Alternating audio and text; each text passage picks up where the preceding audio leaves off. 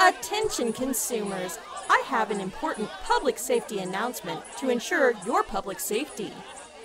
Consumers? Consumers! Thank you, everyone. I will try not to take up too much of your assuredly valuable time. But to make sure that you continue having time as living, breathing organisms, you really should listen closely to what I have to say about surviving on Lamarck. First of all, try to relieve your stress by admiring the whimsical vegetation in your surroundings. It may seem counterintuitive to care for your mental state first and foremost, consumers, but if you are unable to think clearly, then you will be hindered in providing for your other necessities. So, everyone take a deep breath with me. But you don't breathe. Take a deep breath. Good. Now, direct your attention to the strange succulent plant directly across from us, opposite the ship. Note the thickened leaves and smooth texture. What a strange plant it is. Imagine touching the smooth curve extending from the top of the plant, approximately 2 meters above your heads, then running your hand down towards the stalk where it disappears into the ground. Warning! Do not actually touch unknown vegetation as it could result in a severe allergic reaction and/or death. Isn't this a relaxing exercise, everyone? Imagine it again. Your fingers running down the smooth surface from the tip of the topmost leaf down the stalk, all the way down to the soil. Where's the captain? You're not doing a very good job at imagining, Mrs. Savannah. And you're not doing a good job at helping me relax, so that's your fault. Well, golly, I am doing my best. Maybe you're just not trying hard enough. You're useless. I'll find him myself. No! What do you mean, no?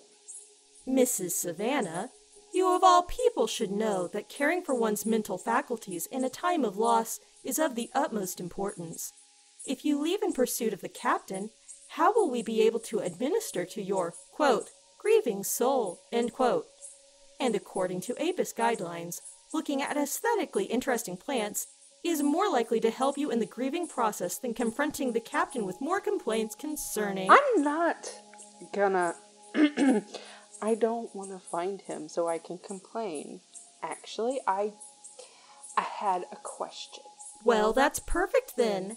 As you know, I am a repository of information both about and not about Apis Industries. Perhaps I could... God, why did I even try talking to you first? Just tell me which way he went. This exercise takes priority, I'm afraid. Perhaps you can ask me in 10 minutes? Everyone keep looking at the plant. I did not tell you to stop looking at the plant. Ugh. Now, take another deep breath with me, everyone. Imagine the smell of the plant. Does it have notes of aloe? Does it smell like vegetation you have encountered before? Or is your organic imagination fabricating something completely alien to your usual sensory experience? This is your fantasy, so you get to decide. I reiterate, do not actually smell the vegetation. You may inhale pathogens or toxins that could severely alter your current state of homeostasis. And that's it. Either go about your business or continue the exercise until you reach an acceptable stress level. I will return with more handy survival tips at a later time.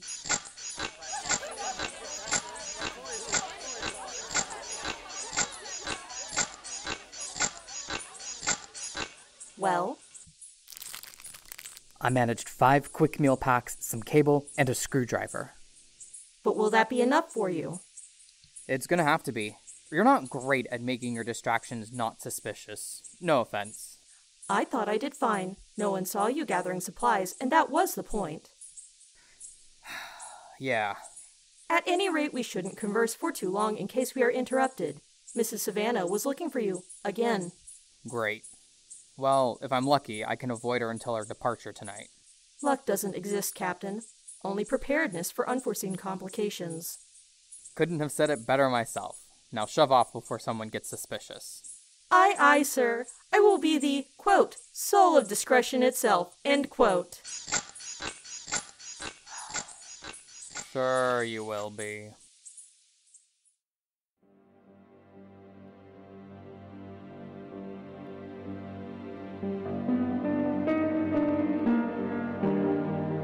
Crash of the Mellifera by Morgan Lane. Episode 10, Day 27, Departure.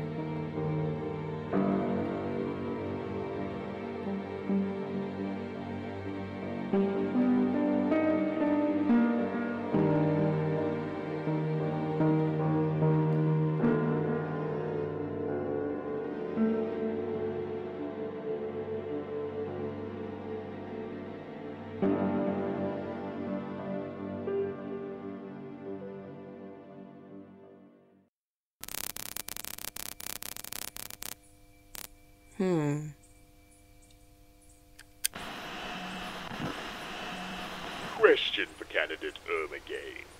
You have gone on the record stating that your election as representative would mark a shift towards better educating our children here on Easpheros and throughout the system. What changes would your constituents see if you were voted into office? Well, that's an excellent question. My supporters and I have noticed an alarming trend in younger students. Namely, they seem unprepared for compromising situations that could come up in their lives. Compromising situations like what, Gaines? You know that we should do everything in our power to avoid putting our children in harm's way. Not just hope they can fend for themselves when you've resigned yourself to bad things happening. Political power only goes so far, Richmond. I'm talking about interpersonal encounters with people who might try to take advantage of them, regardless of the laws and policies we already have in place. You mean sexually? You're telling me you want to talk to children about sex? Look, sticking our heads in the sand about a threat that's there doesn't protect anyone. By giving students basic knowledge of things that can happen and the language to talk about it, we would be effectively arming them.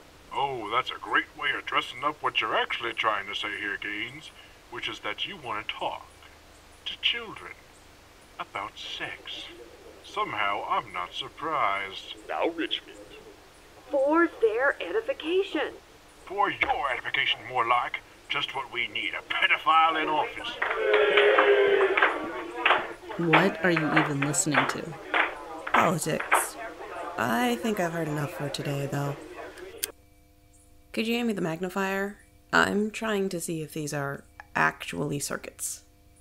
Decided to try fixing the captain's weird radio, huh? Any progress? Maybe. There are a lot of pattern grooves on the inside, here. See? But it's hard to tell what kind of material is in there. It's not even a traditional circuit board. I don't know if this is a semiconductor or rock or what. I guess repairing the microphone for the regular radio's out then. Completely smashed. I think the Barkeep fell into it during our crash. Of course he did. Just one more way for technology to complicate my life. I mean, it wasn't his fault. I can still be annoyed. Where has he been, anyways? Oh, yeah, you weren't on the bridge. He ran off when his face got ripped up in the crash, because he didn't want to be scrapped. They want things now? You never talked much to the daisies before they were taken off the ship, did you? I mean, no. I'm not in the habit of making small talk with toasters, either. Try it sometime. I've had some doubts about their sentience for a while now, even before meeting B. Here we go again. No, listen, I know how the programming for a chatbot or any other machine meant to simulate a person talking is supposed to work. There's always little signs you can pick out that it's just an algorithm working as intended. But the stuff Apis has been churning out lately is different. It scares me a little. Scares you? Ray, you're the one who tried to talk down B while we were crashing. You're not scared of her. You want to be her best friend. That's not what I mean. B doesn't scare me. The daisies don't scare me. What scares me is they exist as things made by Apis Industries, who's able to sell them as commodities to the public. This is for real, huh? You really actually think they're people? Oh, Mayday, mayday, mayday. Can anyone hear me? Damn. Sorry, I panicked. That's a huge breakthrough, though. You might actually do this. Well, don't act so surprised. I'm going to do some rounds outside again. Make sure the captain's not causing trouble. But I'll be back in a few hours, okay? Okay. See ya.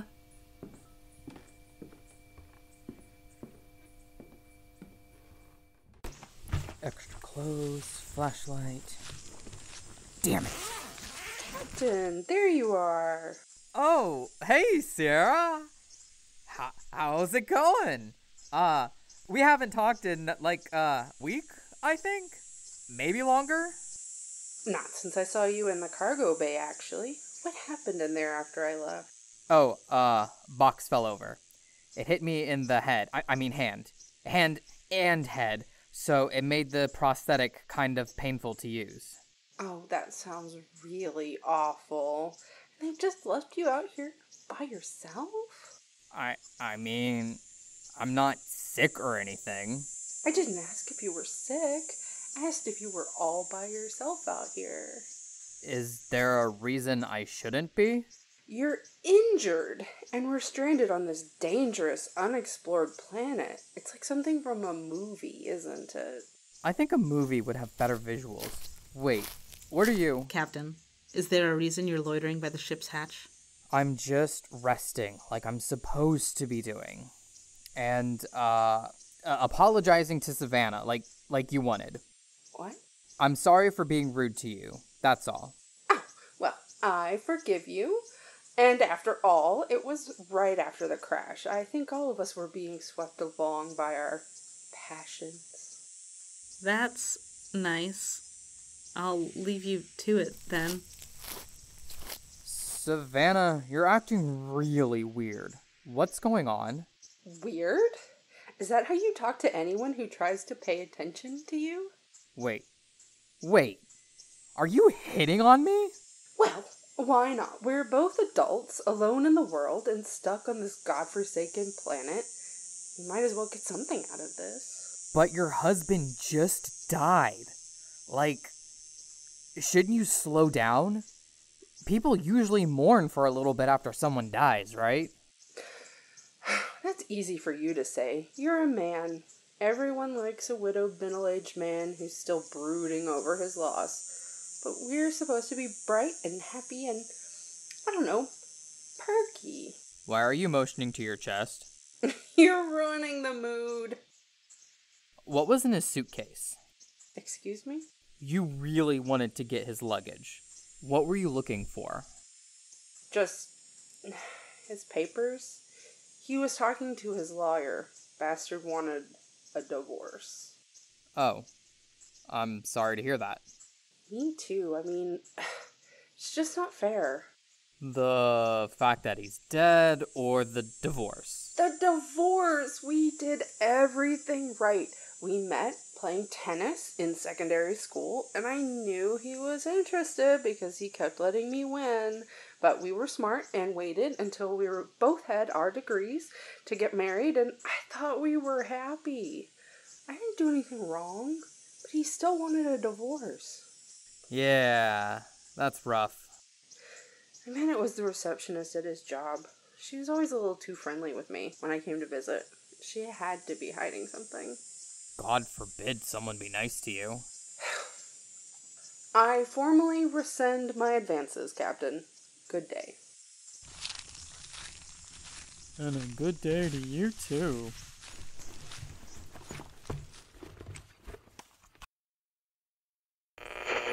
Come on.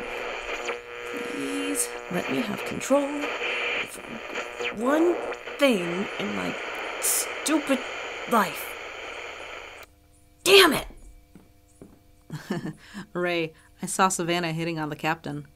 No, I haven't fixed... Wait. Say that again? Savannah was hitting on the captain. Why did she even think that would work? Right? She's not his type at all. Yeah. Though... Huh. What do you think the captain's type even is? Bernhardt. Well, so long as she's distracting him from causing trouble. That still qualifies as trouble, I think. Fair enough. What's this? Careful, that's the, electromagnet. I took it out of my pocket in case its proximity to the radio was interfering with the signal. Is it helping? Maybe. The bursts of static aren't cutting off immediately anymore, so progress. Yay. Got it. Do you know why this model is illegal, Seneca? These magnets were specially made to bust open locks. If an officer misses one in a search, then uses normal cuffs on a perp, they can be out and attacking in a matter of seconds. I'm not planning on getting arrested anytime soon, if you're worried about that. You're still carrying one. Technically, right now, you're carrying it. We need to be able to trust each other, Seneca. B is out. The captain's out. We're the only hope these people have of being rescued, and if I can't trust that you're not up to something... Tomer, I'm not a criminal. Do you have a license for that magnet? Kinda? Then where is it? Why were you issued a Class A restricted tool when you're working engine maintenance on a cruise ship? This doesn't leave the room, okay? It had better be one hell of an explanation. Okay. I'm helping the Department of Organic Rights with an investigation. The magnet is a failsafe, in case I need to wipe a computer or get into an office. What kind of investigation? I mean, obviously, it's the daisies. They're not organic. That might not matter. DOOR was formed to assess sentience in newly discovered beings. It's called Organic Rights because that's the only type of sentient being we've met up until now. But they're not even on the ship anymore. Yeah, well, we didn't plan for Apis to remove them, I guess. Just like we didn't plan for the ship to become a pile of scrap metal on Lamarck. So, you're a secret agent. Have any Bernhardt-level gadgets that could launch us back to civilization? Ha! No. They approached me after I'd been working here for a few years. I'm still just an engineer with no real training on how to handle anything like this. God. It's like, just when I thought I had a way to actually change things, the universe had to realign to put me back in my miserable, ineffectual place. Don't talk like that. It's true. Engineering's only led me to maintenance jobs where I don't create anything. The union can't go anywhere while employees are too scared to join. And now, even after DOOR handed me a chance to change things on a silver platter, that got snatched away too. Who did I piss off with my existence this much to be in a constant limbo of impotence? That sounds Jeez. very frustrating for you. How long have you been listening to us? Identify yourself. I am not used to being addressed in such a manner. Perhaps you would like to try again. Domer? You are listening into our conversation. Who are you, and what is your affiliation with Arthur Winnipeg? You do not trust Arthur, so how can one be sure you are worthy of trust yourself? Such rudeness only warrants wariness. We were just startled. Wait. One may feel more talkative later. Use this time to recall proper manners, especially when addressing one who has a functional spacecraft. Arthur! Ah!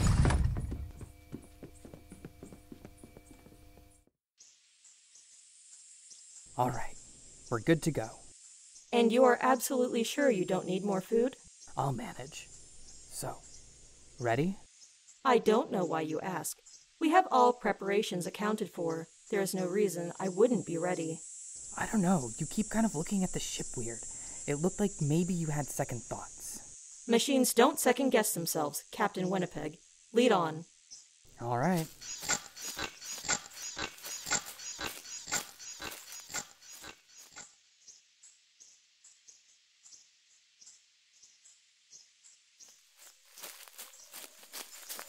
Arthur, stop sulking and get over here now. Tomer, careful with that. We need it. For what? Do you think the captain's secret girlfriend is going to help us? They're just like any other asshole with an ounce of power. Tomer. They're not going to help. They just want to see how low they can get us to grovel before snatching it all away again. Where is this coming from? We don't know anything about this person. Exactly. I'm going to do my rounds. I'll let you know when I find the captain. Okay, just take it easy. Please. Yeah, like that'll help anybody. Not damaged. What's with the yelling? Tomer stubbed her toe. It's nothing. Oh, right. Just go back to sleep, okay? Hopefully, things will look better in the morning.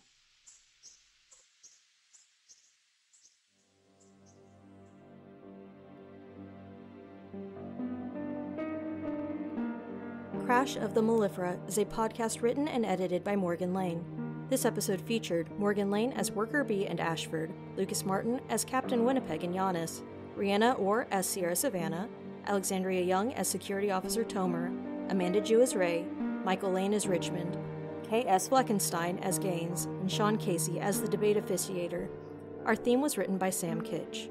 Credits for other music and sound assets can be found in the episode description. For further information, check out the Mellifera Project page on morganlanewrites.com or follow us on Tumblr at Mellifera Crash. Donations can be sent to our Ko-fi page at ko-fi.com/morganlanewrites. Thanks for listening.